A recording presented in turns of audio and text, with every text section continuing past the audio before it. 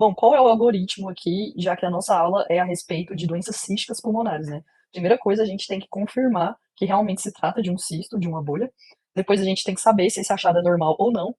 Terceiro, a gente vai olhar a forma desse cisto. O quarto, a gente vai olhar a distribuição. O cinco, a gente vai ficar atento às dicas. E o sexto, a gente vai lembrar que essas são as principais doenças císticas pulmonares, mas elas não são as únicas, tá bom? Então, com essa aula aqui, você não vai sair PhD nisso, mas você vai saber as principais doenças, as que mais aparecem no dia a dia e as que mais caem em prova, tá bom?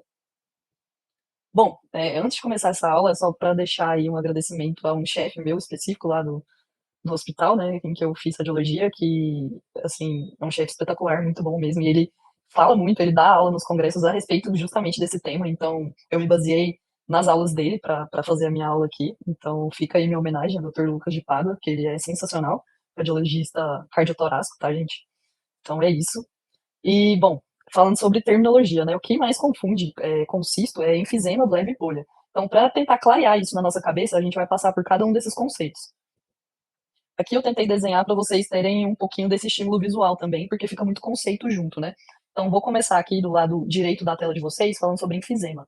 Enfisema é uma área poligonal ou arredondada com atenuação baixa, que a gente está falando de pulmão, né, gente? Então, basicamente, a gente fala ou de radiografia ou de tomografia. Existe a ressonância magnética de tórax para algumas indicações específicas, mas o grosso de exame para tórax, principalmente na nossa aula, para ter uma definição melhor dessas estruturas e dessas doenças, a gente está falando aqui de tomografia, por isso que eu estou falando de atenuação, tá bom?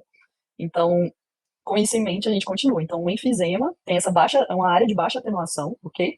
E é uma destruição irreversível desse espaço aéreo distal. Ele normalmente tem um pontinho central, vocês veem que aí eu fiz uma bolinha, um pontinho dentro, que significa é uma arteríola pulmonar, tá? Pode ser que você veja, pode ser que não. E não tem paredes visíveis. Aqui eu coloquei com parede é porque não dá para pintar, eu não consegui pintar o parênquima inteiro para deixar só o espaço vazio, entendeu? Mas não tem parede, tá? E aí tem as distribuições específicas do enfisema, né? Paracetal, centrolobular, isso aí é outro tema. Falando sobre cisto, que é o principal foco nosso, é uma área arredondada, também de baixa atenuação, a gente está falando de alterações, né, de baixa atenuação, e é circunscrita por pulmão normal, tem parede, uma parede bem fininha, menor que 0,2 centímetros, 2 milímetros, e o diâmetro pode ser variável, pode ser pequeno, pode ser grande, tá? Seguindo aí, pneumatocele. É uma formação, uma parede que é formada por espaço aéreo distendido. E normalmente tem um mecanismo valvular, ou seja, pode mudar de tamanho de um exame para o outro, não precisa assustar, é por causa desse mecanismo valvular. Pode ser causado por infecção, trauma, aspiração, por várias causas.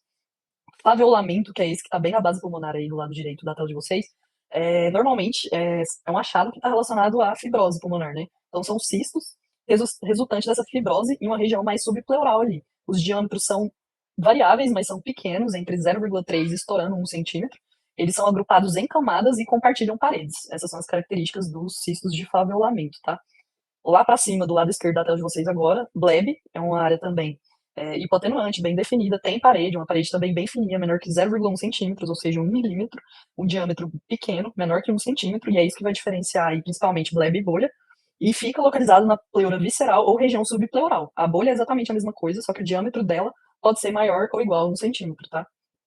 E bronquiectasia é a dilatação brônquica irreversível. Quando você usa esse termo, realmente não volta. Tanto que os chefes brigam quando você usa esse termo e não tem esse caráter irreversível, né? Se você não tem muita certeza que realmente está dilatado assim, não, isso aqui realmente é fibrose pulmonar, isso aqui não tem volta. Se você não tem essa certeza, você não vai falar bronquiectasia. Você fala, sei lá, ectasia, brônquica, dilatação, você usa outro termo, tá bom?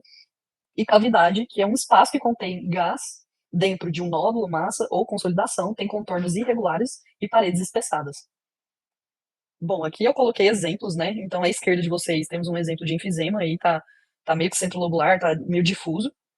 Eu tô seguindo a mesma ordem aqui, tá, gente? Então, enfisema da esquerda, o cisto aqui no meio, uma pneumatocele aqui à direita. À esquerda aí de vocês, cistos de favelamento no contexto de uma fibrose pulmonar. No meio a gente pode ver uma bleb e ela tá bem nessa região aí subpleural, né? E a gente até vê que tem um pneumotórax. Então a bleb tá muito relacionada com esses pneumotórax, né? Então, como ela fica nessa localização, pode ter esse histórico aí de pneumotórax espontâneo, tá? E por fim, nós temos essa bolha bem grande aí do lado direito.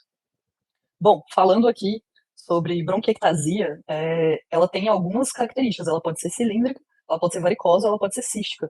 Quando a bronquiectasia é cística, confunde muito a gente aqui nesse contexto de doença cística. Então, o que é o conselho? O conselho é você reformatar. Veja nos outros planos, coloca um coronal, um sagital, vê se isso é o brônquio que está dilatado ou se isso realmente é um cisto. tá bom? Então, aqui tem um exemplo, né, de uma bronquiectasia cística para vocês verem como isso confunde, né? Se você bate o olho só aqui no axial, você falaria tranquilamente que isso poderia ser uma doença cística, né? E, por fim, a cavidade, que foi uma outra terminologia que eu coloquei lá para vocês, tá? Então, passado esse primeiro momento, vocês já sabem as definições, vocês já sabem reconhecer se é cisto ou se não é. A gente passa para os parâmetros, né? O segundo no algoritmo aí. Isso é normal ou não? Para saber se isso é normal, o que seria um cisto em um contexto normal, em um contexto de normalidade? Seriam pacientes assintomáticos, aqueles maiores de 40 anos, cistos solitários ou em pequena quantidade ali, até 5 cistos, você pode considerar isso normal, tá bom? Lembrando vocês que o pulmão da pessoa mais velha, ela pode ter algumas alterações que são consideradas normais, como reticulado, dilatação, espessamento, brônquio, mas, óbvio, gente, bom senso, tudo depende da intensidade que você vai ver se achado, da quantidade. Então, sabendo o que pode ser normal ou não, a gente continua aí para a forma desse cisto, né? E isso define aí para a gente, é um divisor de águas para a gente pensar nas principais doenças. Então, se você pensa em cistos irregulares, que a gente fala com formato bizarro, que é esse que está na esquerda na tela de vocês aí, no pulmãozinho que está do lado esquerdo, em cima a gente pensa ali em istiostose de células de Langerhans ou Bitt-Hog do B.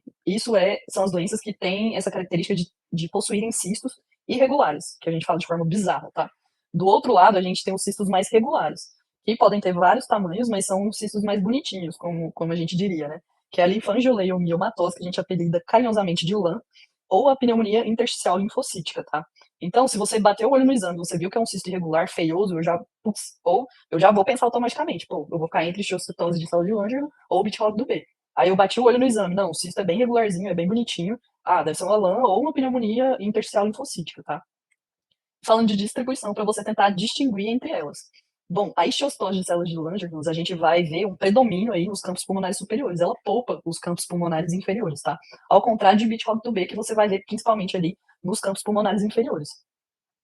E falando sobre as doenças com cistos regulares, a gente tem a pneumonia intersticial linfocística, que tem essa característica de ter um predomínio de campos pulmonares médios, basais, e principalmente uma distribuição peribroncovascular, tá? Já a LAN, ela tem uma distribuição difusa. São cistos de variados tamanhos, mas sempre regulares, mas que distribuem difusamente. Pode pegar tanto superior, médio, inferior no pulmão, isso aí para ela não interessa.